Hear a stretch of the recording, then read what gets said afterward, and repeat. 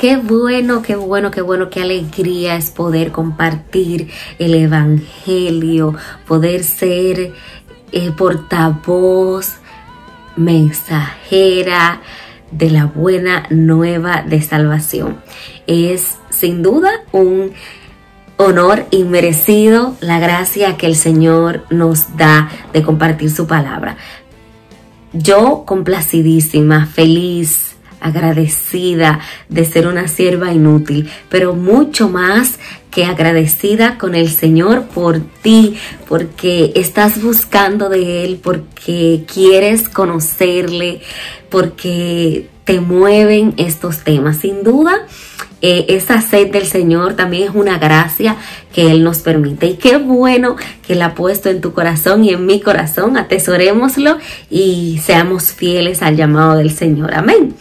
Amén. En el día de hoy quiero compartir con ustedes una lectura del Evangelio tomada del Evangelio de Lucas 18. Lucas 18 a partir del versículo 9 hasta el 14, que habla de la siguiente manera. La palabra de Dios se lee en el nombre del Padre, del Hijo y del Espíritu Santo.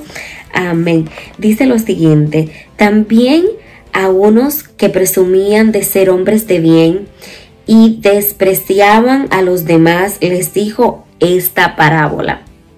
Dos hombres subieron al templo a orar. Uno era fariseo y el otro un recaudador de impuestos. El fariseo de pie hacía interiormente esta oración: Dios mío, te doy gracias porque no soy como el resto de los hombres, ladrones, injustos, adúlteros, ni como este que recauda impuesto para Roma. Ayuno 2 veces por semana y pago los diezmos de todo lo que poseo. Por su parte, el recaudador de impuestos, manteniéndose a distancia, no se apreciaba ni siquiera a levantar los ojos al cielo, sino que se golpeaba en el pecho diciendo: Dios mío, ten misericordia de mí, que soy pecador. Les dijo a este, bajó a su casa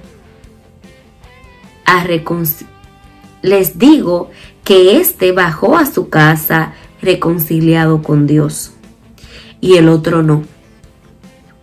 Porque el que se engrandece será humillado, y el que se humilla será engrandecido. ¡Wow!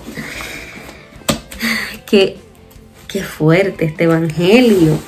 Palabra del Señor. Gloria a ti, Señor Jesús. Qué fuerte este Evangelio. De verdad que Jesús tenía una forma tan directa de hablar y de hacernos ver ese pecado tan común en el día de hoy, inclusive entre nosotros los cristianos, la soberbia, el mirar a los demás por encima del hombro. Es tan común. Yo soy mejor, yo soy más, yo soy otra cosa. Hay niveles, es una palabra que está muy de moda. Hay niveles. Siempre queremos engrandecernos. Y dice el Señor que el que se engrandece será humillado. Es bueno dejar que sea el Señor, que sean los demás que nos den el puesto, ¿verdad? Pero no. Yo realmente peco de esto, de muchas veces decir, wow, pero el Señor le da cosas buenas a los malos. Recuerdo una vez que estaba con la hermana Marisol, que es una persona a la que le pido al Señor que bendiga, que ha sido hasta cierto punto para mí una guía espiritual en el camino de la fe. Yo le decía, mire, porque yo veo que a tal persona le pasó tal cosa, entonces como que yo me doy cuenta que el Señor le da cosas buenas a los malos, porque queriendo evidenciar que yo merecía más que esa persona tal o cual cosa. Y ella me decía, sí, así es. Fíjate que el Señor a ti te ha dado tal cosa. El Señor le da cosas buenas a los malos. Y yo dije, ¿usted quiere decir que yo soy mala? Y ella me dijo, vamos a ver, yo no. Vamos a revisar este examen de conciencia. Vamos a hacer esa práctica. Mira ahí. Me alegré del mal de mi prójimo. Deseé algún bien o gracia de mi prójimo. Y yo me fui poniendo. Cumplo con los sacramentos. Cumplo con los mandatos de la iglesia en su cabalidad.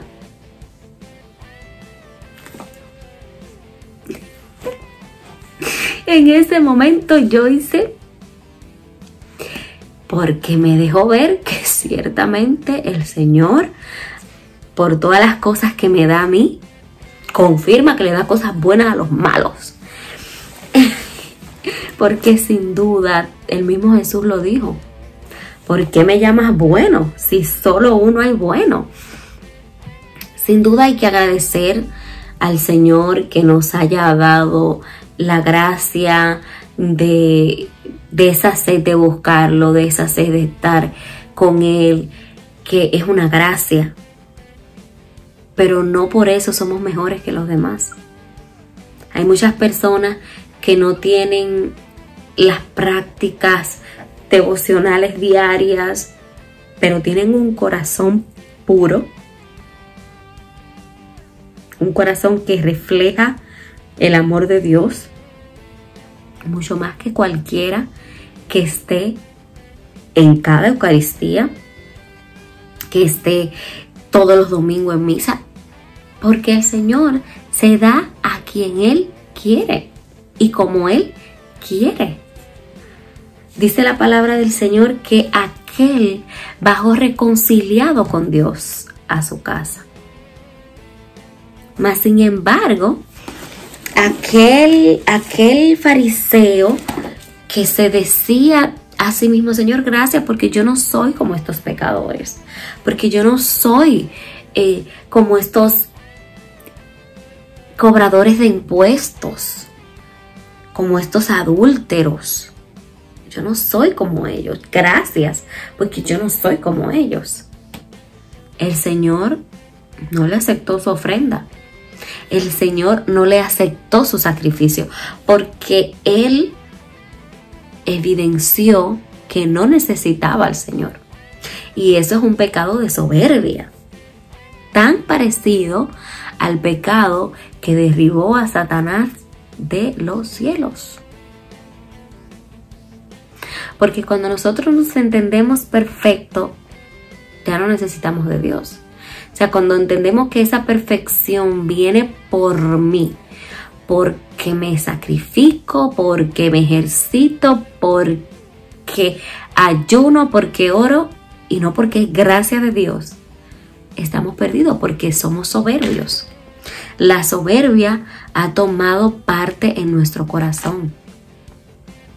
Entonces eso es lo que tenemos que evitar a toda costa. Decir, no, yo puedo hacer todo esto porque Dios me lo permite, porque Dios me ha dado la gracia. Y reconocer que nosotros pecamos a todas horas, de pensamiento, palabras, obra y omisión. Porque a veces no solo los pecados que yo cometo, y las omisiones. Y cuando yo veo a mi hermano pecando es mi vida. Hay una frase en inglés muy famosa, los americanos la utilizan mucho. That's not my business. Mind your business. Eso no son mis asuntos. Manejas tus propios asuntos. Y la corrección fraterna y el decir, no, a Dios no le agrada eso. Eso va contra lo que el Señor espera de nosotros. Hay que tener misericordia y corregir al que está errado. Es un acto de misericordia. Pero el mundo de ahora no nos los permite ni siquiera. Ya corregir a una persona que está actuando de manera errada se puede ver como inclusive acoso o bullying. O sea, hay que tener mucho tacto para inclusive corregir a los demás. Pero nosotros tenemos que siempre estar buscando la misericordia de Dios. Porque si el Señor aparta así un minuto, un segundo de nosotros su misericordia, es que pecamos porque pecamos. Es que si el Señor nos quita por un segundo su gracia y su cobertura, pecamos porque pecamos. Porque tenemos una naturaleza que se inclina al pecado. Que se inclina al pecado. Por eso tenemos que pedir perdón y misericordia a todas horas, hasta por los malos pensamientos. De pensamiento, de palabra, de obra, lo que haces con tu ser, con tus manos, con tu cuerpo, y de omisión, lo que te haces de la vista gorda, para no ver, para no interferir. Si nos ponemos a contar, son muchos los pecados que cometemos en un día. Entonces seamos como, en esta cuaresma, seamos como ese cobrador de impuestos que dice: Dios mío, ten compasión de mí porque soy pecador. Una oración poderosa. Dice Jesús: y aquel bajó reconciliado con Dios a su casa. A mí me encanta cuando el Señor deja ver como esos detallitos, que es que cuando tú estás reconciliado con Dios, a casa, a llevar a la familia ese mensaje de perdón y de salvación. Ese mensaje tú no te quedas con él nunca. La gracia de Dios es un río que por donde vas, también Él va bendiciendo tu familia, bendiciendo tu casa. Como dice el profeta: yo y mi casa serviremos al Señor. Aquel bajó reconciliado a su casa a llevar esa gracia del perdón. Porque es que cuando uno es perdonado, yo digo que yo lo comparo con un spa. Yo soy débil con los masajes.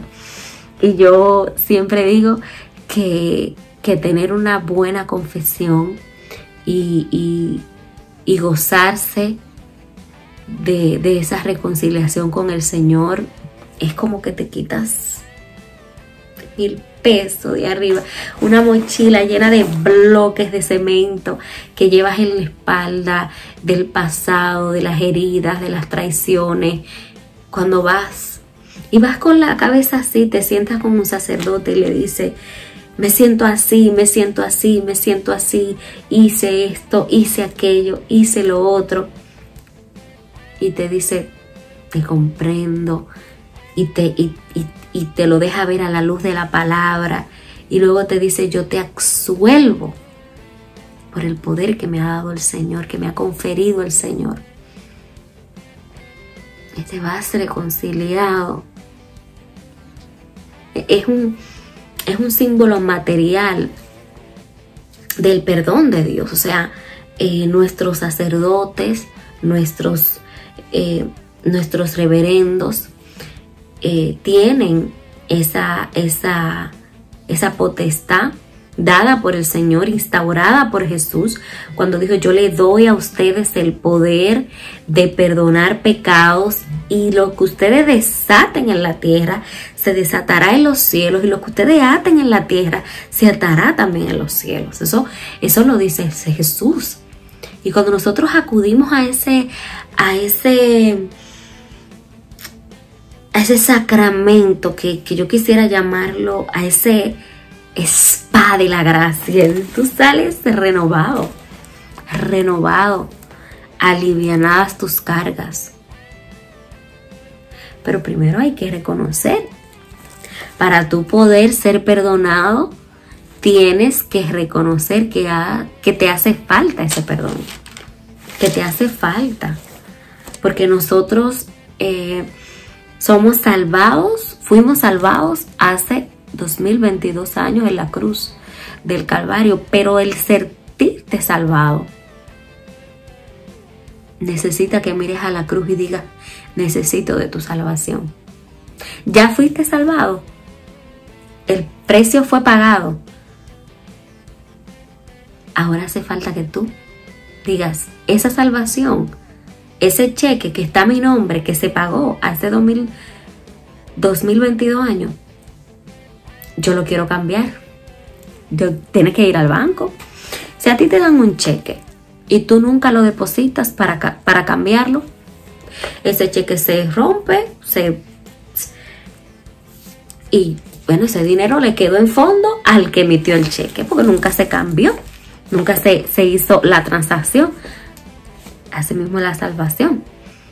Tú tienes que pedir, tú tienes que decir, Señor, yo necesito tu perdón, yo necesito tu gracia, yo necesito que me transformes. Así que esta cuaresma es para eso, para que acudas con fe, confiado en que recibirás la gracia del perdón. Y voy a leerlo de nuevo. Les digo que aquel bajó a su casa reconciliado con Dios y el otro no, porque el que se engrandece será humillado y el que se humilla será engrandecido. Amén. Que el Señor te dé la gracia de bajar reconciliado a tu casa, de llevar a tus familiares la gracia del ser perdonado, y que te humilles ante Dios para que seas engrandecido. Amén. Sea Dios bendiciendo tu vida.